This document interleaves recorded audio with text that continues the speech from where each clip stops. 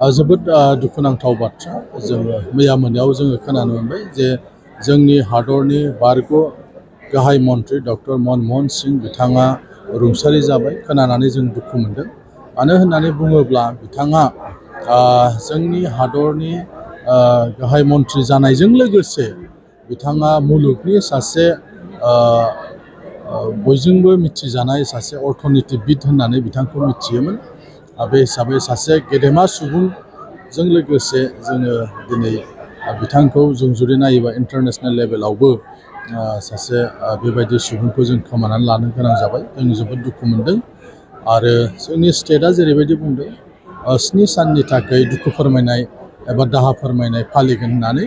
दा जोंबो नैबे जोंनि जे बादायलायनाय बावहाय जोङो कन्डलेन्स जों खालामदों। आरोबाव जोङो बेखेवनायाव मोनसे मोसानाय जों होदोंब्लाबो दानिफ्राय जोबजासिम जोङो खुनु बेहाय कालसारेल जे प्रग्राम बे प्रग्राम जों थानाय नङा। बिथांखौ मान होनानै एबा बिथांनि थैनायखौ दुखु फोरमायनानै जोङो कालसारेल जेफोर प्रग्राम बे प्रग्रामफोरखौबो जोङो पस्टपन खालामो।